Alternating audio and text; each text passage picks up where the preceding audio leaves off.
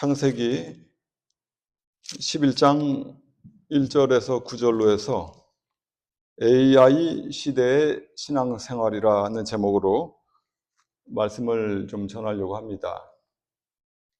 마태복음 17장에 보게 되면 예수님께서 야고보, 요한, 베드로를 데리시고 높은 산에 올라가시게 됩니다. 돌아가실 때가 이제 1년 남짓, 한 요 정도 남은 시기였는데 그 산에 올라가시게 될 때 갑자기 예수님의 얼굴이 해같이 빛나고 옷이 빛난 모습으로 바뀌어지게 됩니다. 그 상황을 누가복음 9장에 우리에게 다시 한번 설명하기를 예수님께서 기도하시게 될 때라는 그 문장을 추가했어요. 예수님의 모습이 해같이 얼굴이 또 그 용모가 빛나는 모습으로 변하는 것이 그냥 변한 것이 아니라 예수님께서 제자들과 더불어 높은 산에 올라가셔서 기도하시게 될 때 그러한 용모가 변하는 환경이 나타나게 되었습니다. 이런 걸 통해서 우리가 알 수 있는 것은 우리 예수님처럼 바른 기도 생활을 하게 되면 우리의 얼굴빛이 변하고 우리의 용모가 변한다는 것을 알 수 있습니다. 반면에 기도를 안 한다든가 잘못된 기도의 생활을 해서 하나님을 만나는 것이 아니라 악령을 만나게 되면 그 음성도 사납게 되고 그 눈매도 사납게 되고 그 행동도 아주 오만불손해지는 이러한 경우도 우리가 보고는 하는 것입니다. 예수님께서 하나님 아버지 앞에서 바른 기도를 하게 될 때 그러한 형상, 용모가 나타났다는 것, 우리도 하나님 아버지 앞에 골방에 들어가서 늘 기도하게 된즉 그러한 형상이, 그러한 모습이, 그러한 향기가 주변 사람들에게 풍겨나게 되는 것입니다. 그 순간 갑자기 하늘에서 엘리야와 모세가 나타나서 예수님과 더불어 대화를 나누는 거예요. 우리가 바른 기도 생활을 하게 되면 성경을 바라보는 그 자체가, 성경을 읽는 그 자체가 하나님의 모든 귀한 인물들과 더불어 대화하는 시간이라 이 말이에요. 우리 예수님께서 바른 기도를 하게 될 때 엘리야가 나타나고 모세가 나타나고 그들과 더불어 대화를 하는 이러한 광경, 아주 천국과 같은 황홀한 광경을 보게 될 때 베드로가 말합니다. 주여, 여기가 좋사오니 여기서 초막 셋을 짓고 여기서 주님과 더불어 엘리야, 모세와 더불어 영원토록 살기를 원합니다. 이런 얘기를 하고 있는 거예요. 그때 하늘에서 음성이 들립니다. 이는 내 사랑하는 아들이요 내 기뻐하는 자니 너희는 그의 말을 들어야 될 것이다. 그 앞전에 베드로가 고백을 했죠. 주는 그리스도요 살아계신 하나님의 아들입니다. 라고 마태복음 16장 16절에 고백한 바가 있습니다. 그 고백을 우리 주님께서, 하나님께서 확증해 주는 장면이라 이 말이죠. 그때 그럼에도 불구하고 예수님께서 그 사도의 간청을 물리치시고 산 아래로 내려가 보니 아니나 다를까 그 안에서는 복잡한 일들이 많이 일어나고 있는 거예요. 귀신 들렸던 여자, 어떤 아이를 그 사도들이 쫓아내려고 무진장에 애를 썼지만 쫓아내지 못하고 우왕좌왕하게 될 때 예수님께서 오셔서 귀신을 쫓아냅니다. 우리는 왜 안 됩니까?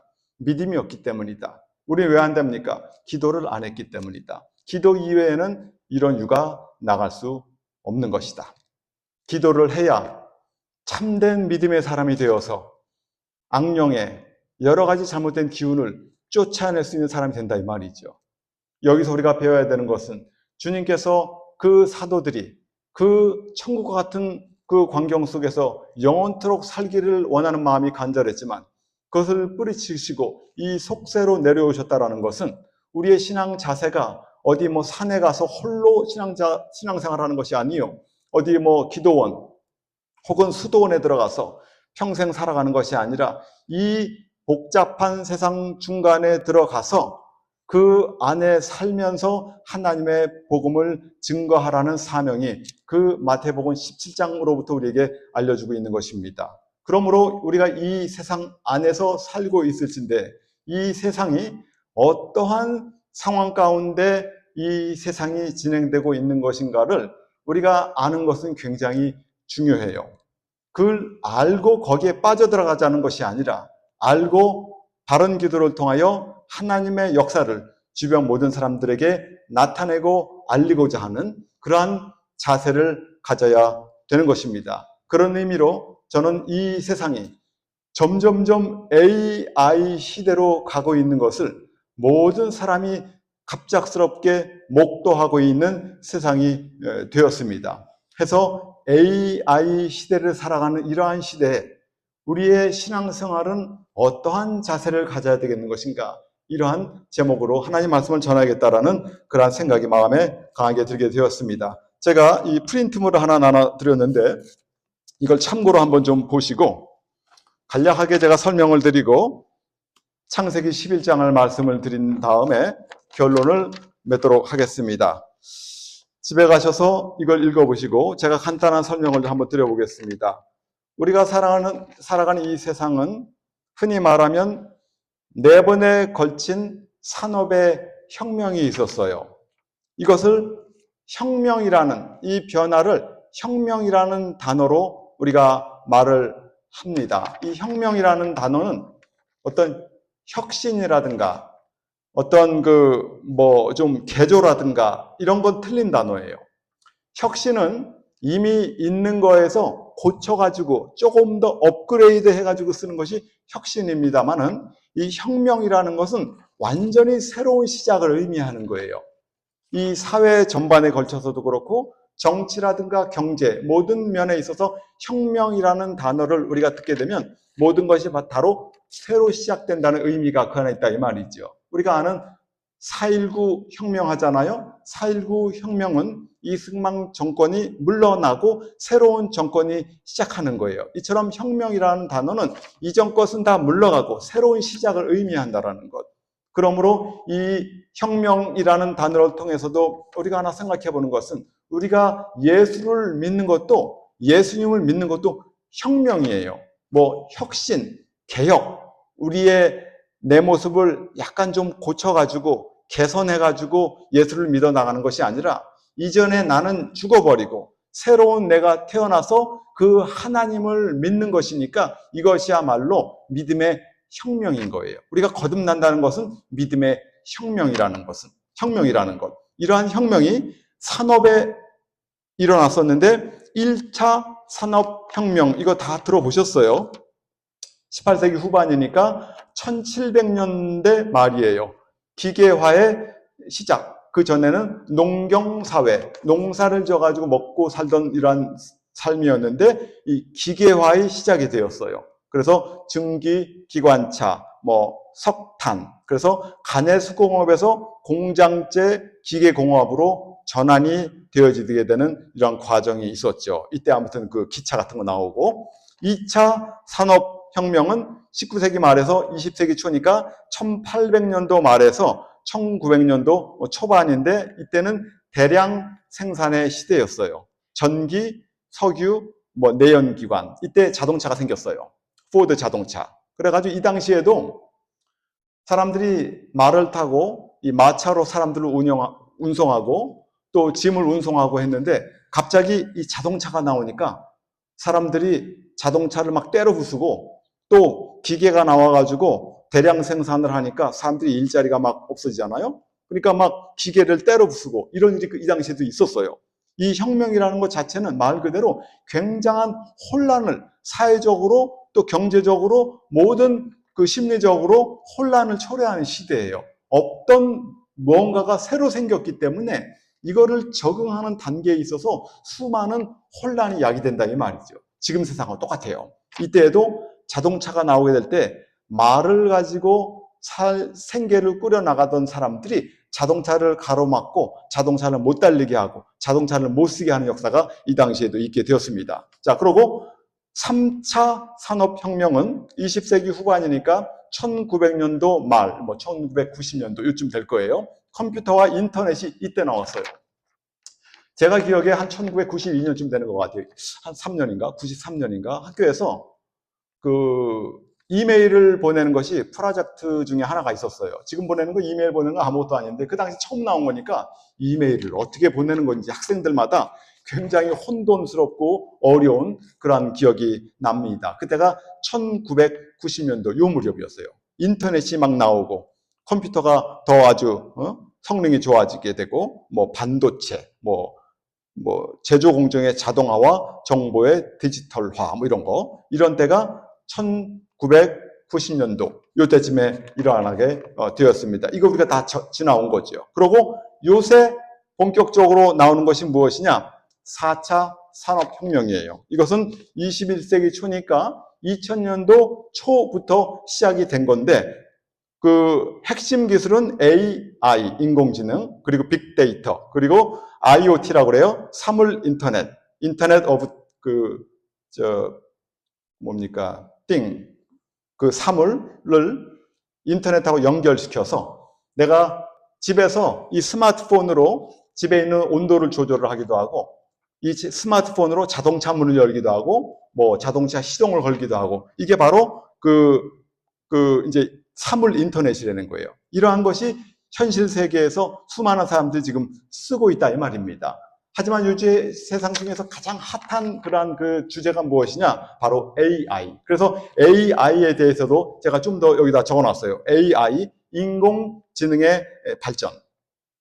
태동기는 보게 되면 제가 줄을 쳐놨는데 1956년 그 다트머스 회의라는 데가 있죠. 이 다트머스라는 대학교인데 그 뉴햄프셔에 있는 이 다트머스 대학에서 얘기를 하다가 존 맥카티라는 그 어떤 학자가 처음으로 Artificial Intelligence라는 단어를 썼어요. 이때로부터 인공지능이라는 말이 출현하게 되었습니다. 참 이런 걸 보면 미국이 얼마나 빨리 가는 세상인지 제가 어렸을 때 기억나는 게 어렸을 때 뭐 아톰이라는 그 어떤 만화 영화 또 여러 가지 뭐 마징가 제트 무슨 여러 가지 로봇 태권보이 이런 거 어렸을 때 재미나게 봤거든요. 근데 그러한 모든 것들이 1950년도에 이 존 맥카티가 얘기한 그 인공지능이라는 거로부터 다 이게 나온 거예요. 그런 만화라든가 이런 만화의 모든 모티브가 여기서 나온 거예요. 하지만 사람들이 생각했던 것처럼 이러한 것이 빨리 진행되지 못했어요. 그래서 암흑기 1970년대부터 1980년대에는 이게 생각처럼 되지 않는구나 이러한 시대를 이제 지나가다가 1990년대에 넘어서 이게 뭔가가 되어질 듯한 이러한 상황이 되어지게 되고 본격적으로 2012년도에 보게 되면 2016년도 우리가 잘 아는 거 있어요.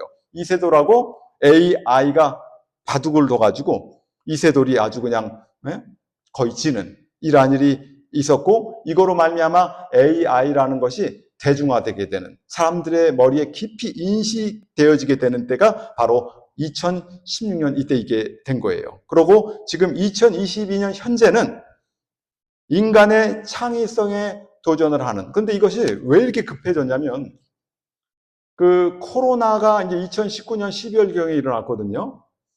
그때를 기점으로 해가지고 이런 쪽이 개발이 굉장히 빨라졌어요. 그래서 이 AI라는 것은 인간이 만들어 놓은 모든 데이터가 다 들어가 있어요.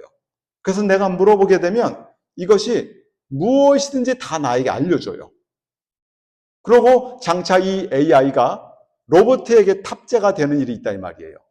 그래서 지금 현재 상황에서 발전하는 어떤 그 단계는 어디냐면 이 AI를 넘어서 AGI로 가려고 하고 있어요. 이 AI는 2022년도에 나왔거든요. 저도 한 2년 전, 3년 전에 한번 썼다가 그때 처음 나올 때죠.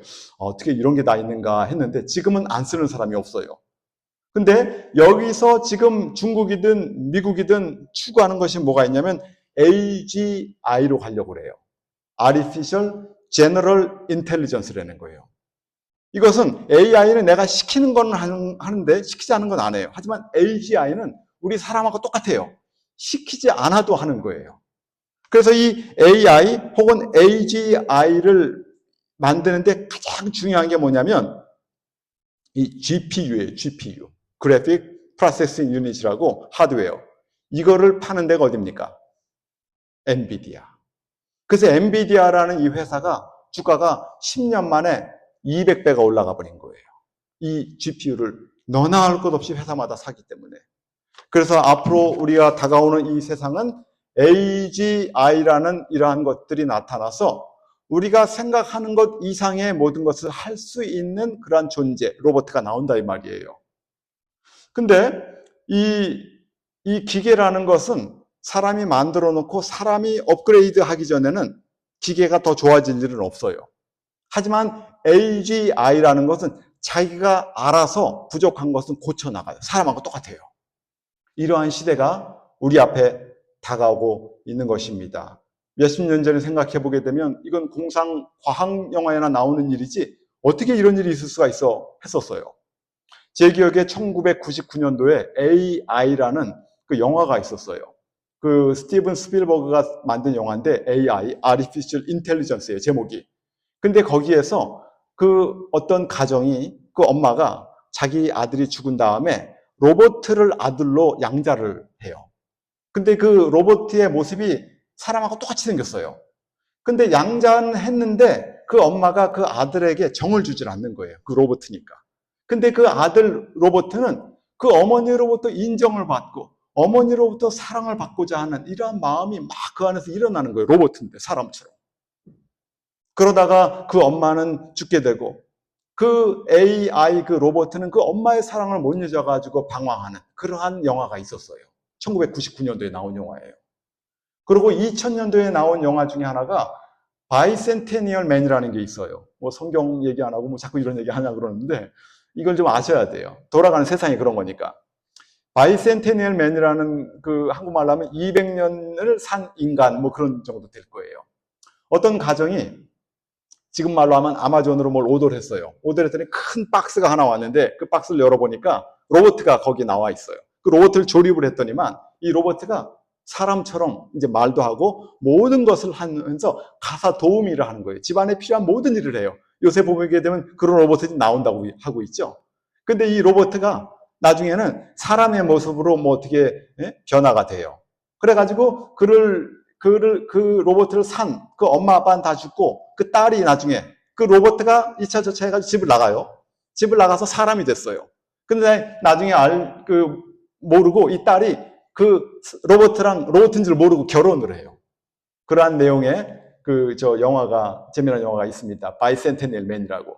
지금부터 25, 6년 전에 한 그 영화인데 지금 우리 현실 속에서 그러한 일이 나타나고 있는 것입니다. 이러한 4차의 어떤 그 산업혁명, 또 우리 앞에 나타난 이 Artificial Intelligence, 이러한 생활 속에서 우리가 어떠한 식으로 신앙생활을 해야 될 것이라는 그 답이 오늘 창세기 11장으로부터 찾고자 하는 것입니다. 요새 학부형들은 저마다 참 고민들이 많아요. 특히 요새 대학을 졸업한 사람들도 고민이 이만저만이 아니에요. AI가 모든 잡을 다 가져가고 있고 AI 때문에 도대체 뭘 공부해야 될지 아주 혼돈이 온 거예요. 그래서 학교든 뭐 부모님이든 학생이든 대학생이든 뭐 초등학생이든 할 것 없이 굉장히 힘들고 어려운 시대가 지금 되었습니다. 이 시대를 맞이해서 우리가 어떠한 식으로 하나님을 섬겨야 되는 것인가? 아무리 시대가 변해도 하나님은 어제나 오늘이나 영원토록 동일하신 거예요.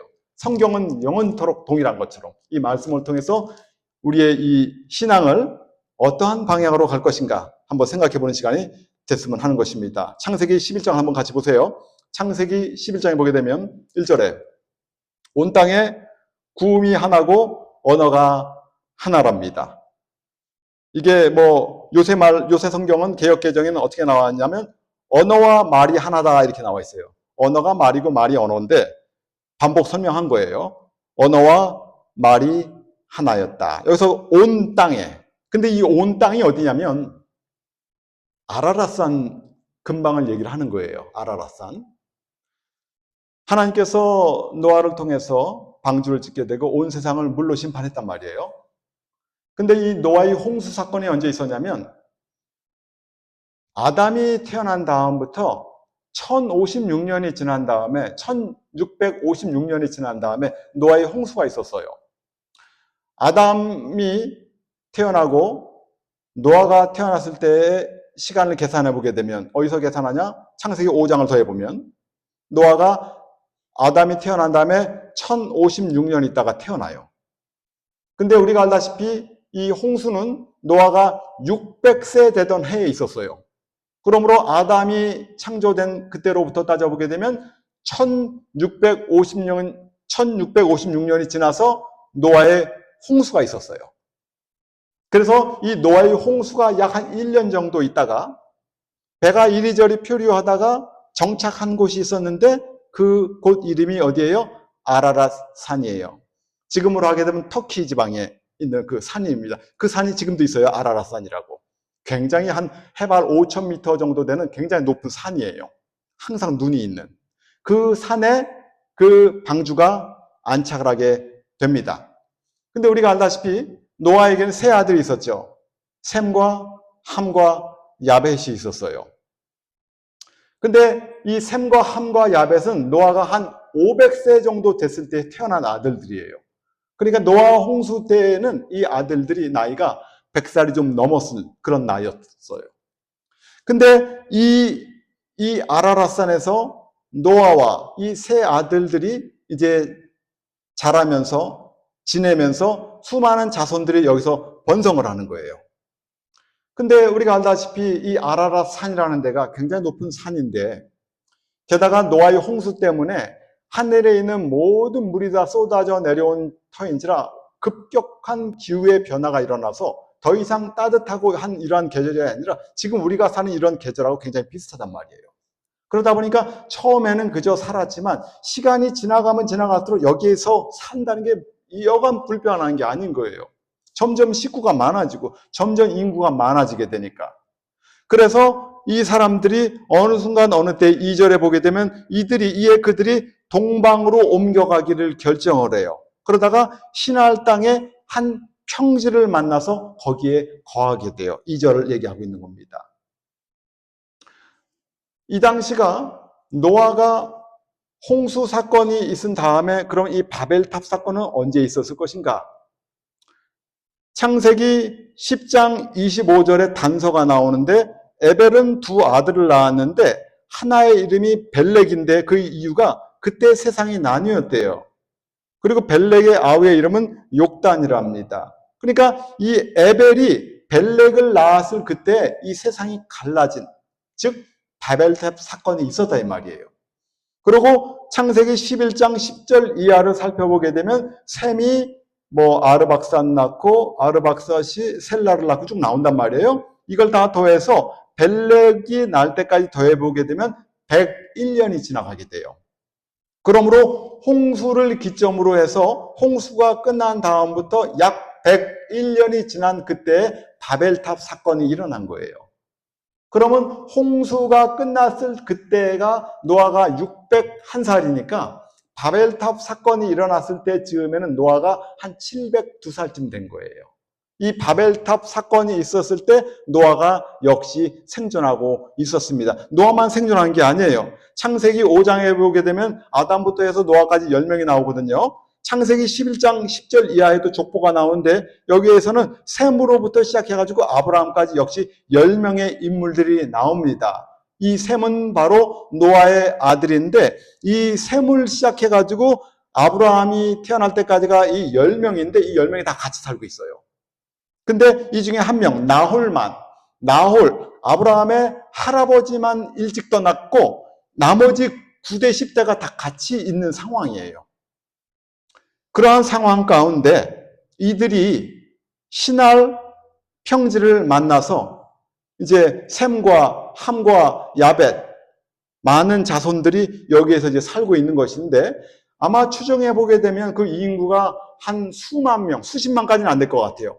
수만 명, 2만 명이든 3만 명이든 하는 그 인구가 이 시날 땅에 머물고 있는 것입니다. 아무래도 아라랏산에서 방주가 머물러 있으니까 노아는 그 아라랏산 주변에 살다가 죽었을 거예요. 노아는.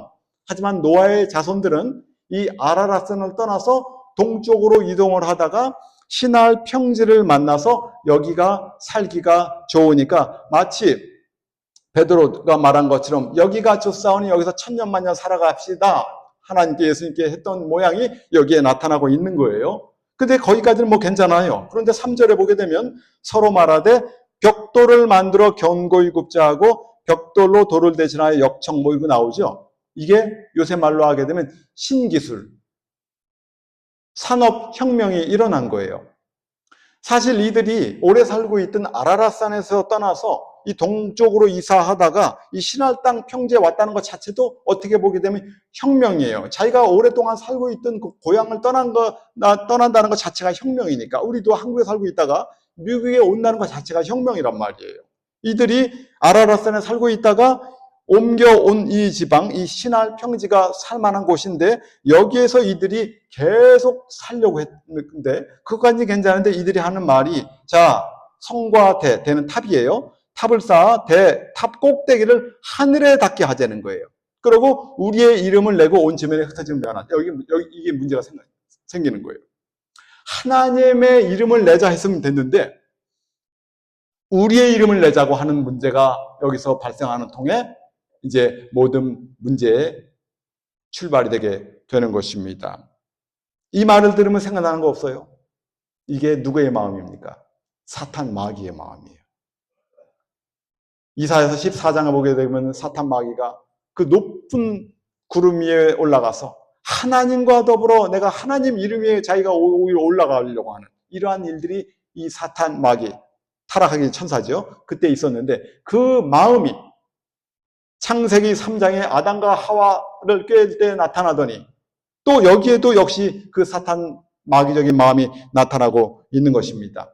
이러하게 될 때 하나님께서 강림하셔가지고 이러한 모든 것을 다 흩어버리시게 될 때 결국은 이것 때문에 우리가 영어며 뭐 한국말이며 수많은 랭귀지가 생겨서 우리가 고생하는 거예요. 이때로 말미암아. 근데 이 바벨탑을 통해서 우리가 알 수 있는 것은 인간의 어떤 그 과학의 최정점이 이르게 될 때 하나님께서 이 바벨탑을 흩으셨던 것처럼 이 온 세상도 인간의 과학이라든가 모든 것이 최정점에 달해서 하나님을 대적하는 그 순간 예수님께서 재림하셔서 온 세상을 다 아주 다 멸하게 될 것이다. 이걸 알 수 있는 거예요. 구약에 나타난 모든 것들은 다 거울입니다. 노아의 홍수를 우리 예수님께서 얘기를 하셨어요. 노아의 홍수 때와 같이 인자의 임함도 그러할 것이다. 롯의 때와 같이 인자의 임함도 그럴 것이다. 먹고 마시고 시집가고 장가가고 팔고 심고 하다가 다 망하게 되었다.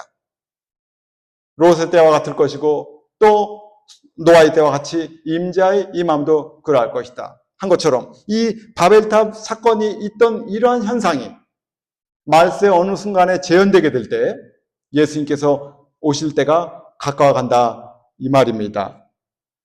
이 바벨탑에 대해서는 할 얘기가 참 많이 있지만 몇 마디만 더 하고 제가 결론을 내도록 하겠습니다. 이 바벨탑 이곳에서 결국은 어떤 일이 생기느냐. 나중에 이 바벨론이라는 제국이 여기에서 등장하는 거예요. 근데 참 놀랍게도 마태복음 창세기 12장을 보게 되면 여호와께서 아브라함에게 이르시되 너는 본토 친척 아비집을 떠나 가라는 거예요. 이 아브라함이 거하던 곳이 어디였느냐? 바로 이 바벨탑을 쌓고 있던 지역쯤에 머물러 있었어요. 아브라함이. 많은 사람이 흩어져 있었지만 아브라함의 조상들은 이곳에 여전히 살고 있었습니다. 어느 순간 하나님께서 아브라함에게 나타나셔서 이 바벨론을 떠나라. 이 바벨탑을 쌓던 지역을 떠나라. 내가 너에게 지시할 땅으로 가라 한 그 내용은 비단 아브라함에게만 있는 것이 아니라 계시록 18장에서 보게 되면 하나님께서 하나님의 백성들에게 말하기를 너희는 바벨론에서 나오라 이런 얘기를 했다 이 말이에요.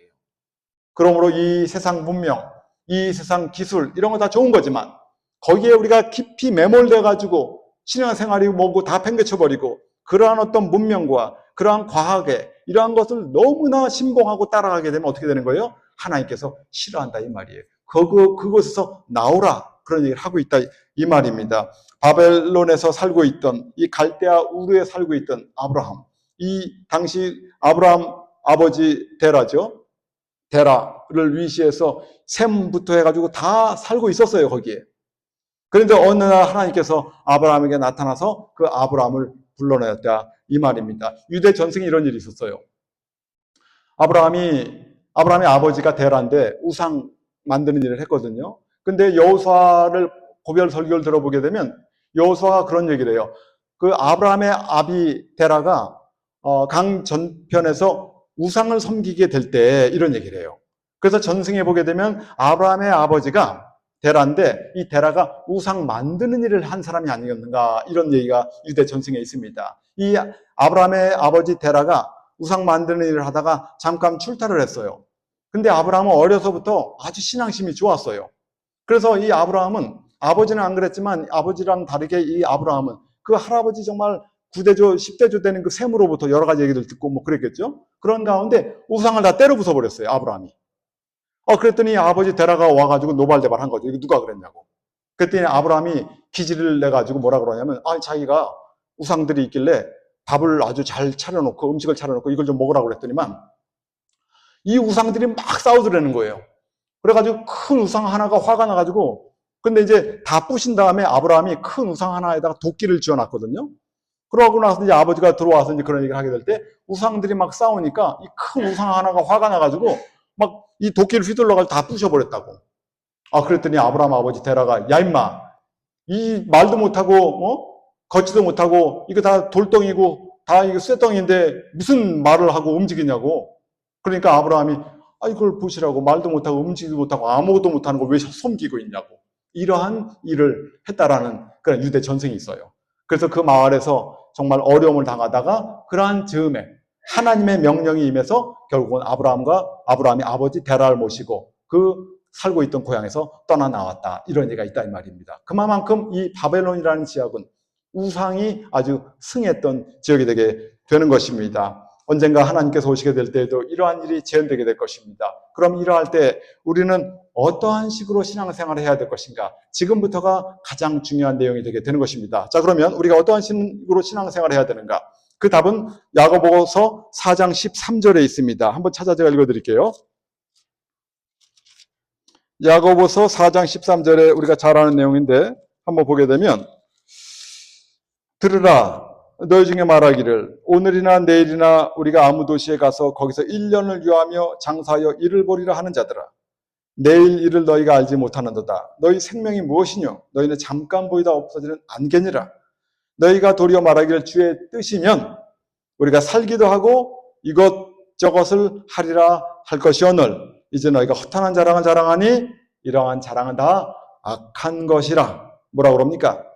주의 뜻이면 우리가 살기도 하고 이것저것을 하리라 할 것이오늘. 이것이 이 말세를 만난 우리가 가져야 될 신앙입니다. 이 인공지능 혹은 짐승 같은 것들, 짐승, 고릴라, 코끼리, 우리가 그런 것보다 기운 세지 않잖아요. 하지만 우리가 그걸 다스려요. 인공지능은 우리보다 기운도 세고 우리보다 똑똑해요. 하지만 우리가 그걸 다스려요. 왜? 우리 인간은 하나님으로부터 받은 영이 있기 때문에. 하나님의 영이 있는 우리가 세상 모든 만물을 다스릴 수 있는 거예요. 그러면 여기에 말한 대로 주의 뜻이면 우리가 살기도 하고 이것저것을 하리라 할 것이오늘 이게 제일 중요한 것인데 이들이 아라랏산을 떠나서 신할 땅으로 간 것도 하나님의 뜻을 쫓아간 게 아니에요. 어떻게 보게 되면. 그냥 거기에서 천년만년 신할 땅에서 살기 좋으니까 마치 롯이 아브라함을 뒤로 하고 그 소돔 고모라가 좋아 보이니까 거기서 천년만년 살려고 했던 것처럼 그 모습이 이 바벨탑을 쌓던 사람들 마음 가운데 있다 이 말이에요. 하나님은 온 세상을 다 충만하게 온 세상에 퍼져서 충만하게 하기를 원했지만 이들은 떠나지 않고 거기에 머물러만 있었다고 한다는 것은 하나님의 뜻을 저버렸다 이 말이에요. 이스라엘 사람들이 나중에 하나님의 은혜로부터 성령이 임하게 될 때 주님께서 뭐라고 그랬어요? 성령이 너에게 임하게 되게 되면 예루살렘, 온 유대, 사마리아 땅 끝까지 이르러 내 증인이 되라 했는데 성령이 임하고 나니까 떠날 마음이 없는 거예요. 여기가 좋사오니 여기 있겠습니다 이런 거예요. 그랬더니만 하나님께서 핍박을 그들에게 허락하게 될 때 그 사도행전 8장에 온 세상으로 퍼져나가는 일이 있게 되었던 것입니다. 바벨탑에 머물러 있던 그 사람들 가운데 하나님으로부터 온 핍박으로 말미암아 그들이 온 세상에 퍼지게 된 일이 있었던 것처럼 여기서 중요한 것은 하나님의 뜻을 알아야 되는 것이고 하나님의 뜻을 알려면 어떻게 해야 됩니까? 하나님의 말씀을 읽고 기도해야 되는 거예요. 모든 것의 결론은 무엇이냐? 하나님의 말씀과 기도에 있는 것입니다. 그런 말씀은 흔히들 로고스라고 그러죠. 태초에 말씀이 계시니라. 이 말씀이 하나님과 함께 계셨고 이 말씀이 곧 하나님이니라. 여기서 그 말씀이 바로 뭐예요? 로고스예요, 로고스. 근데 하나님의 말씀은 로고스라고 할 때가 있지만 어떤 때는 레마라고 할 때도 있어요. 로고스는 이 객관적인, 그냥 이 성경 66권을 내가 그냥 읽는 것이 그냥 로고스를 내가 읽는, 하나님의 말씀을 읽는 그런 거예요. 그런데 하나님의 말씀을 읽다가 어떤 때는 그 말씀이 나의 말로 다가올 때가 있어요. 그게 바로 레마예요. 이 레마가 대표적으로 쓰여진 구절이 로마서 10장 17절에 보게 되면 믿음은 들음에서 나고 들음은 그리스도의 말씀, 레마로 말미암았다. 하나님의 말씀을 아무리 읽고 들었는데 어느 순간 어느 말씀이 나한테 확 다가온단 말이에요. 그 그리스도의 말씀으로 말미암아 내가 구원을 얻게 된다 이 말입니다. 에베소서 6장 17절에 보게 되면 성령 검 하나님의 말씀, 성령 검 하나님의 레마를 가져라 그런 얘기가 있어요. 누가복음 5장 5절에 베드로가 고백을 합니다. 밤이 맞도록 수고하였으니 얻은 것이 없지만은 주의 말씀에 의지하여 주의 레마에 의지하여 내가 그물을 던집니다. 마리아에게 천사가 말을 합니다. 그때 마리아가 대답을 합니다. 주의 뜻이 오니 주의 말씀, 주의 레마대로 되기를 원합니다. 하나님의 말씀이 아무리 무진장이 있어도 나에게 다가오지 않는 말씀은 나랑 상관이 없다 이 말이에요. 하나님의 말씀을 읽습니다. 하나님의 말씀을 내가 아무리 읽어 들어 머릿속으로 잔뜩 갖고 있어도 레마가 아닌 말씀은 내게 아니라 이 말이에요. 레마는 그 말씀이 나 안에 들어와서 나를 움직이는 말씀이 레마가 되게 되는 것입니다. 이 세상에서는 로봇, AI가 못하는 것들을 찾기 위해서 혈안이 되어 있어요. 짭을 사람들이 공부도 그렇고 짭도 하고 이런 모든 것들이 도대체 AI가 대체할 수 없는 것이 무엇인가 이걸 찾아 헤맨단 말이에요. 그럼 우리가 신앙생활도 AI가 대체 못하는 게 뭐가 있겠어요? 말씀을 읽어서 아는 것은 AI가 더 잘 알아요. 66권 어디를 물어봐도 다 알아요. 왜? 모든 지식 다 들어가 있으니까. 팔만대장경을 사람이 읽으려면 하루 8시간씩 읽어가지고 몇 년 읽어도 못 읽어요. 어려운 책 중에 하나가 공자가 쓴 그 주역이라는 책이 있어요. 사서 3경 중에 그 시경, 서경, 역경을 주역이라고 그래요. 이 주역이라는 책이 얼마나 어려운 책인지 평생 읽어도 몰라요. 이 공자가 말년에 이 주역이라는 책을 얼마나 열심히 읽었는지 가죽책이 몇 번 떨어지도록 읽었거든요. 그러고 나서 하는 말이 자기에게 삶이 좀 더 주어진다면 이 주역책을 더 열심히 읽었을 텐데 이런 얘기를 했다는 거예요. 주역책이 그렇게 힘들어요. 근데 주역 힘들죠. 뭐 팔만대장경 하루에 8시간씩 읽어도 몇 년 동안 읽어야 돼요. 근데 이것을 AI는 다 알고 있어요. 지식적인 것은 AI랑 우리가 대결할 수가 없어요. 하지만 하나님의 말씀을 레마로 받아들이는 것은 AI가 할 수 있는 게 아니에요. 로봇가 할 수 있는 게 아니에요. 오직 영이 있는 사람만 할 수 있는 거예요. 그러므로 하나님의 말씀을 읽으시면서 그 말씀 가운데 나에게 주시는 말씀이 무엇인가를 찾고 그 말씀이 나에게 다가오게 될 때 그 말씀대로 순종하고 살아가는 것이야말로 하나님의 자녀만 할 수 있는 일이라 이 말입니다. 이것을 명심하시고 하나님의 말씀을 그저 우리가 뭐 많이 읽어서 아는 것 중요합니다만 그것을 뛰어넘어 레마가 되는 그 말씀, 나의 생활에 직접적인 연결과 직접적인 영향이 가는 그 말씀을 나에게 받아들이고 그런 말씀을 찾을 수 있는 그런 것은 바로 어떻게 되는 거예요? 초장에 말씀드린 것처럼 기도. 다른 기도를 하게 될 때 성경 말씀이 남의 얘기로 들려지지 아니하고 모든 성경 말씀 가운데 나의 말로 들려온다는 것. 예전에 제가 꿈을 꿉니다. 성경에 꿈에 누가 얘기를 해요. 좁은 길로 가야 천국 가는데 그 말씀 어디 있어? 마태복음 7장 13절에 있습니다. 꿈인 듯 대답했어요. 그게 뭐예요?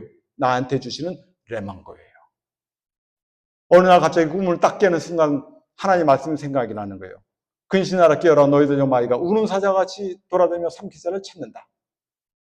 베드로전서 5장 18절. 이런 말씀이 뭡니까? 이게 바로 레마인 거예요. 어떤 때는 하나님 말씀 읽다가 여호와는 나의 목자시니 내가 부족함이 없으리로다. 이러한 것이 나에게 너무나 강하게 돌아올 때가 있어요. 이게 바로 뭐예요? 이게 바로 레마가 되는 거예요. 2월 달에 외우는 성경 구절이 뭡니까? 제가 좀 하고 이제 1분, 2분 안에 마치겠습니다. 2월 달에 우리가 외우는 성경 구절 제가 여기다 적어 놨어요. 빌립보서 4장 6절. 아무것도 염려하지 말아라. 오직 모든 일에 기도와 간구로 너희 구할 것을 감사함으로 하나님께 아뢰라. 기도하라는 거예요.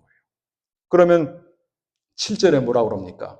그리야 모든 지각에 뛰어난 하나님의 평강이 그리스도 예수 안에서 너희 마음과 생각을 지켜준대요.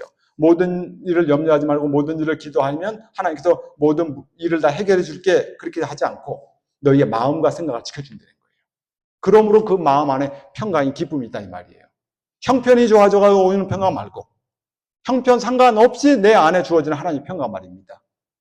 오늘 이 AI 시대를 맞이해서 어떠한 식의 신앙생활이 정말 하나님께서 인정하는 신앙생활이 되게 될 것인가? 그것은 바로 하나님 말씀 읽더라도 레마가 되는 말씀을 우리가 찾아 받아들이고 그 말씀대로 기도를 통하여 살아가는 이러한 신자가, 이런 하나님의 자녀가 여러분이나 저나 되는 그러한 우리가 되기를 원하는 것입니다. 기도하고 마치겠습니다.